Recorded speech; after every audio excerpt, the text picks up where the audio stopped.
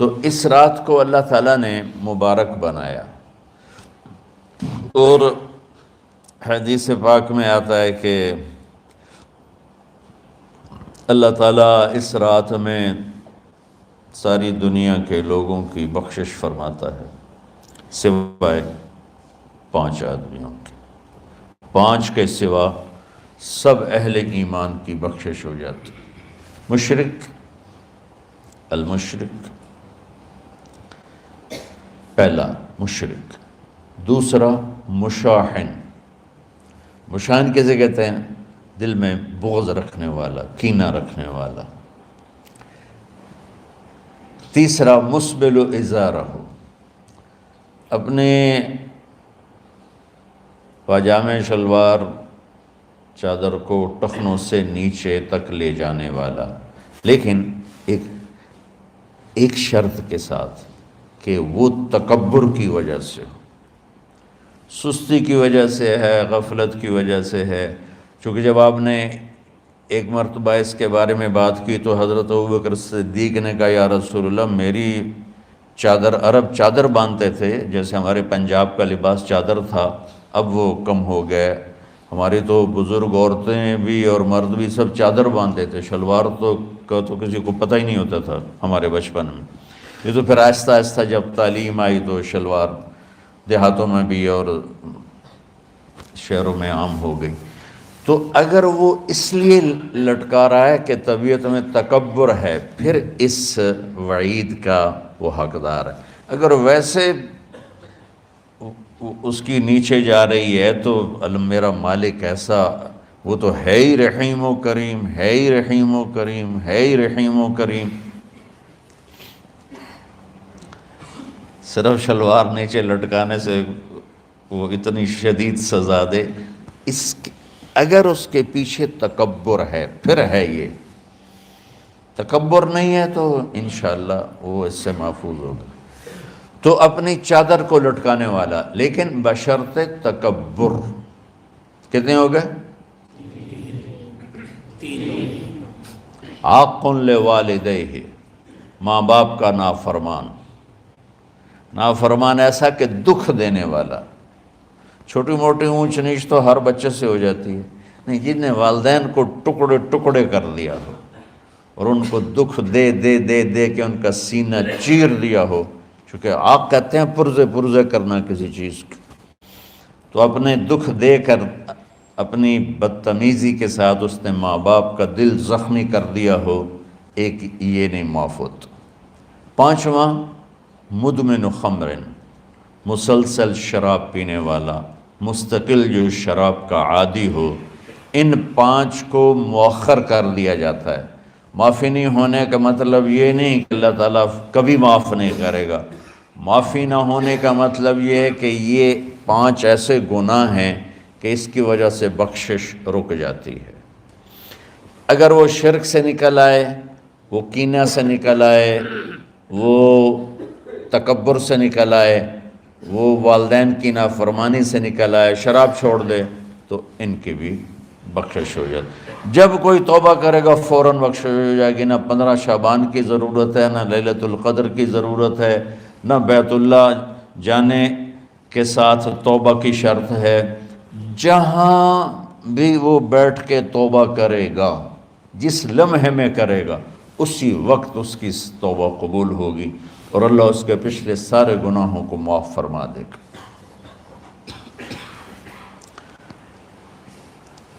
دن کا روزہ، رات کا قیام، زیادہ زیادہ قیام سے مراد نوافل ہیں، کوئی گھر میں پڑھ لے، کوئی مسجد میں پڑھ لے۔ نوافل، نفلی عبادات گھر میں ہی افضل ہوتی ہیں۔ میرے نبی سنتیں ہمیشہ گھر سے پڑھ کے آتے تھے، تہجد اپنے گھر میں پڑھتے تھے، مسجد میں نہیں پڑھتے تھے، سوائے اعتکاف کے آپ اپنے نوافل سنتیں سب گھر میں پڑھتے تھے، اور مسجد میں صرف فرض آ کے ادا فرماتے تھے، اور اس کے بعد بیٹھنا ہوتا تھا تو بیٹھ جاتے تھے، اٹھنا ہوتا تھا تو اٹھ جاتے تھے۔ تو اعتدال اللہ کو ہر چیز میں پسند ہے۔ دنیا جو مختصر ہے اس میں کیسے پسند نہیں ہوگا؟ آخرت جیسے معاملے میں بھی اللہ ہم سے کہہ رہا ہے اعتدال امتن وسطا، ایسے عیسائیوں کی طرح ترک دنیا بھی نہ کرو، یہودیوں کی طرح دنیا کے پیچھے نہ پڑ جاؤ، رزق حلال بھی کماؤ، اپنے بچوں کو بھی دیکھو، اپنے فرائض کو بھی دیکھو جو دنیاوی ہیں، اور اللہ سے بھی اپنا معاملہ ٹھیک کرو اور درست کرو۔ بعد کے زمانے میں صحابہ کے بعد سے ہی ایک انتہا پسندی امت میں آئی، ساری ساری رات جاگنا، فلاں بزرگ تھے وہ رسے سے اپنے بالوں کو باندھ لیتے تھے کہ نماز پڑھتے پڑھتے جب نیند آئے اور جھٹکا لگے تو رسے سے بندھے ہوئے بالوں سے اس جھٹکے سے تکلیف ہو اور ان کی آنکھ کھل جائے اور پھر نفلوں میں شروع ہو جائے۔ ایک فلاں بزرگ تھے وہ اپنے آنکھوں میں نمک کا سرما لگاتے تھے تاکہ آنکھیں جل جائیں، اس میں وہ جلن پیدا ہو جائے اور نیند اڑ جائے۔ یہ ایسے واقعات بھرے پڑے ہیں۔ فلاں بزرگ تھے، انہوں نے 30 سال عشاء کے وضو سے فجر کی نماز ادا کی۔ یہ اپنی جگہ پہ بزرگی ہے، لیکن یہ بھائیو یہ دین ہم پیش نہیں کر سکتے۔ فلاں بزرگ تھے وہ 30 سال سے ستو کھا رہے تھے کہ روٹی کھانے اور ستو کھانے میں 70 دفعہ سبحان اللہ کا فرق پڑ جاتا ہے، تو روٹی کھائیں تو 70 دفعہ سبحان اللہ کم کہہ سکتے ہیں، اور ستو کھائیں تو 70 دفعہ سبحان اللہ زیادہ کہہ سکتے ہیں۔ تو لہٰذا انہوں نے کہا مجھے تو 30 سال ہو گئے، میں تو ستو کھا رہا ہوں، میں تو روٹی نہیں کھا رہا۔ یہ دین نہیں ہے، یعنی یہ وہ دین نہیں جو ہم انسانیت کو پیش کر سکتے، یہ تو لوگوں کو دوڑانے والی بات ہے۔ اور ایک آدمی ایک بزرگ سے ملنے گیا تو وہ نوافل پڑھ رہے تھے، وہ ظہر سے عصر تک نفل پڑھتے رہے، وہ ان کے انتظار میں بیٹھا رہا، پھر عصر سے مغرب تک وہ مراقبہ کرتے رہے، وہ انتظار میں بیٹھا رہا، پھر مغرب سے عشاء تک وہ نفل پڑھتے رہے، وہ بیچارہ انتظار کرتا رہا، پھر عشاء کے بعد پھر نفل شروع کیے تو تہجد تک نفل پڑھتے گئے اور وہ بیچارہ پیچھے بیٹھا ہوا۔ تو تہجد کے آخر میں ان کی مصلی پہ بیٹھے بیٹھے ایسے اونگ آ گئی، تو یوں جھٹکا لگا تو کہا یا اللہ میں اس آنکھ سے پناہ مانگتا ہوں جو سونے سے اس کا دل ہی نہیں بھرتا۔ اور پھر اس کے بعد فجر کی نماز پڑھ کے اشراق تک بیٹھے رہے، پھر اشراق پڑھے، اخیر وہ بیچارہ اٹھی کے واپس آ گیا، لگتا ہے نام تھا ویلی کوئی نہیں۔ تو وہ اس نے کسی سے پوچھا کہ یہ بزرگ کب سے یہ کر رہے ہیں؟ کہ پچھلے 30 سال سے کر رہے ہیں۔ یہ راہبانیت کی شکل ہے، یہ وہ دین نہیں جو ہم لوگوں کو پیش کریں گے تو وہ کہیں گے واہ واہ واہ واہ کیا دین ہے بھائی، قبول کرو۔ یہ ایک قسم کا غلو آیا۔ میں ایک حدیث سناتا ہوں، بخاری شریف میں بھی ہے، مجھے اب ہر شے بھول گئی، لیکن وہ ہے نہی الغلو، اس طرح کر کے آپ لوگ زیادہ جانتے ہوں گے جو پڑھ رہے ہیں، کہ غلو سے نہیں۔ حدیث آپ کو سب کو یاد ہوگی کہ 3 صحابہ آئے اللہ کے نبی کے گھر اور پوچھا کہ اللہ کے نبی رات کیسے گزارتے ہیں؟ تو گھر والوں نے کہا سوتے بھی ہیں، جاگتے بھی ہیں، کھاتے بھی ہیں۔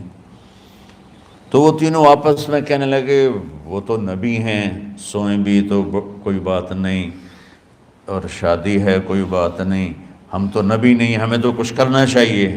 ایک نے کہا کہ میں ساری زندگی روزہ نہیں چھوڑوں گا، ایک نے کہا کہ میں ساری زندگی سوؤں گا نہیں، ایک نے کہا میں ساری زندگی شادی نہیں کروں گا۔ تو دیکھنے میں تو واہ واہ کیا بڑی بزرگی ہے بھائی، بڑے بزرگ ہیں۔ ہمارے نبی کو پتہ چلا، آپ نے تینوں کو بلا لیا، کہا تم مجھ سے زیادہ اللہ سے ڈرنے والے ہو، میں تم سے انا اتقاکم یا اخشاکم، الفاظ آپ لوگوں کو زیادہ یاد ہوں گے لیکن مفہوم میں صحیح پیش کر رہا ہوں۔ آپ نے کہا میں تم سے زیادہ اللہ کو جانتا ہوں، تم سے زیادہ اللہ سے ڈرتا ہوں، میں سوتا بھی ہوں، میں کھاتا بھی ہوں، میں روزے بھی رکھتا ہوں، میں چھوڑ بھی دیتا ہوں۔ میری بیویاں بھی ہیں، میں اپنی بیویوں کے پاس بھی جاتا ہوں، تم دین میں غلو سے بچو، پہلے امتوں کو ہلاک کر دیا دین میں غلو۔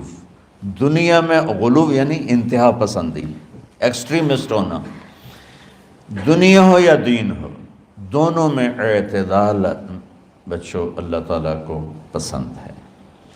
تو شعبان کے حوالے سے ایک علماء کا طبقہ اتنا رد میں گیا کہ ایسی نفی کر دی کہ جیسے ہے ہی کچھ نہیں، یہ بھی غلط ہے۔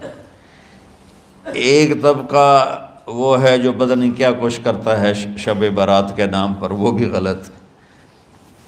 ساری حدیثوں کو ملا کر روزہ اور رات کا قیام، کہ رات کو اٹھ کے کچھ اللہ کو یاد کر لو۔ اب اس آیت میں بعض مفسرین سے غالباً بھول ہوئی، حامیم والکتاب المبین انا انزلناہ فی لیلۃ مبارکۃ انا کنا منذرین فیہا یفرق کل امر حکیم امرا من عندنا انا کنا مرسلین۔ یہ لیلۃ القدر ہے، انا انزلناہ فی لیلۃ مبارکۃ، یہاں دوسرا لیلہ مبارک رات میں ہم نے قرآن کو اتارا۔ دوسری آیت کو جوڑو، انا انزلناہ فی لیلۃ القدر، ہم نے قرآن کو لیلۃ القدر میں اتارا۔ تو وہ آیت اس آیت کا ترجمہ کر رہی کہ لیلۃ مبارک سے مراد لیلۃ القدر ہے، 15 شعبان نہیں۔ لیکن بعض مفسرین جو بڑے لوگ ہیں، لہذا ہم سب کا ادب احترام کرتے ہیں، لیکن رائے کا اختلاف وہیں بڑے علماء میں ہی ہے، تو اسی کو میں آپ کے سامنے نقل کر رہا ہوں، کوئی اپنی رائے نہیں دے رہا ہوں۔ تو ان سے یہ صاف ہو گیا کہ انہوں نے اس کو 15 شعبان بنا دیا۔ یہ 15 شعبان کی رات نہیں ہے، یہ لیلۃ القدر ہے، کہ جس میں وہ پورے سال کے احکام اعلان کر دیے جاتے ہیں، وہ شب قدر ہے۔ اس میں بھی معافی ہوتی ہے، اس میں بھی معافی ہوتی ہے، لیکن شب قدر تو قرآن سے صحیح احادیث سے ثابت ہے، اور شعبان کی رات ضعیف حدیثوں سے ثابت ہے، لیکن کثرت حسن لغیرہ اور امت کا عمل اس میں بہت بڑی گنجائش پیدا کرتا ہے۔ تو جو بچہ روزہ رکھنا چاہے ضرور رکھے، جو رات کو اٹھنا چاہے ضرور اٹھے، لیکن وہ اتنا نہ اٹھے کہ صبح سبق میں سویا پڑا ہو، تو ایسی عبادت نہیں چاہیے کہ آپ اپنے طلب علم جو فرض ہے اس میں آپ سوئے پڑے ہوں، تو تمہارے خراٹوں سے سبق بھی متاثر ہو رہا ہو۔ تو اعتدال بچوں، ہر چیز میں اعتدال، اور کسی سے گلہ ہے، غصہ ہے، ناراضگی ہے، کسی سے بولتے نہیں ہو۔ ابھی سے شعبان آ چکا ہے، آپ شعبان سے رمضان کی تیاری شروع فرما دیتے تھے، تو اس کی تیاری کیا ہے؟ وہ دلوں کو صاف کرو، معاف کرو، معافی مانگو، تمہارا قصور نہیں پھر بھی معافی مانگ لو، دلوں کو صاف کرو، اور اللہ سے سخاوت مانگو، کہ اللہ کو سخی بھی پسند ہے اور صاف دل والا بھی پسند ہے۔ تو انشاءاللہ اگر اس طرح آپ کی تعلیمی سرگرمیاں بھی رہیں اور رمضان کا روزہ بھی ہوا اور دل صاف بھی ہوا، تو انشاءاللہ اللہ آپ کے دل کو ایمان اور علم کے نور سے بھر دے گا۔ سارے بچے اس کی نیت کرتے ہو نا؟ اللہم لک الحمد کما انت اہلہ فصلی علی محمد کما انت اہلہ۔ ہمارے اسباب و وسائل میں بہت کمی آ رہی میرے مولا، اپنی قدرت سے اپنے اس ملک کے لیے رزق کا، ہدایت کا دروازہ کشادہ فرما۔ یا اللہ، جو اس کی دشمنی کرنے والے ہیں ان کو بھی ہدایت نصیب فرما، اور ان کے مقدر میں ہدایت نہیں تو ان کے شر سے اس کی حفاظت فرما۔ جتنے مدارس ہیں، جتنی خانقاہیں ہیں، جتنے تبلیغی مراکز ہیں، جتنے حفظ کے